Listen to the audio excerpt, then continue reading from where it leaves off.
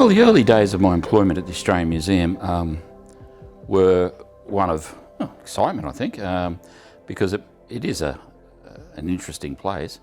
And then to discover, all this cultural property that was sitting there, I think, and there was a lot of vibrancy around the department. I mean, there was a lot of work being done in the Pacific with the newly independent nations of Vanuatu and the Solomons and Papua New Guinea. There were people constantly coming from the Pacific into our collection, so there was a lot of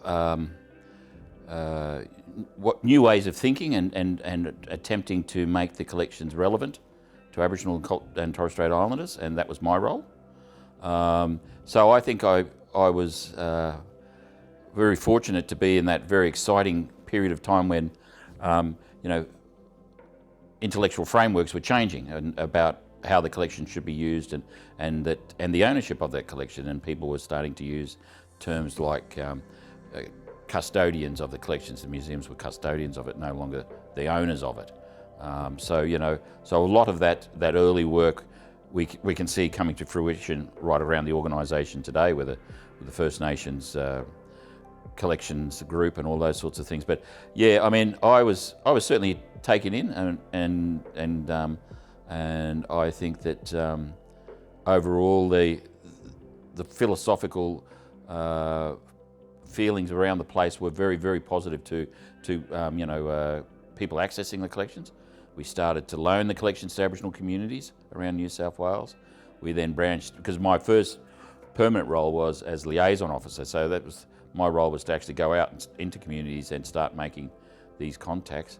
And of course we also had the broader public service that was going through a very similar type of exercise, such as national parks, the employment of Aboriginal sites officers. So there was a growing network within the public service too, that saw the rights of Indigenous people as being important, and people were working towards supporting Aboriginal cultural objectives by using the collections in many ways. Well, the initial impetus for setting up the Aboriginal Heritage Unit was that while exhibitions and those sorts of things were important, they tended to be focused on this site, and our collection is predominantly comes from Queensland and other places, and our collections predominantly come from places outside of New South Wales. So the thought was that there was this growing movement called the Aboriginal Outreach Keeping Place movement. There was funding from ATSIC, and so the initial theory was that people could access their cultural property in the museum, and one way of doing that was to loan them the material for display purposes, for cultural renewal, all those sorts of things. But also hand in hand, actually getting the information of the collections out there. So we started the catalogues, which were simple ring binder catalogues of collections. So we did the Northern New South Wales catalogue, there was the Brungle catalogue, and the whole view was to make these cheap and accessible, that we could actually give to communities, and everybody in the community could get a copy, and they were just black and white photographs with listings of the objects, and maybe brief histories where there was history of those things.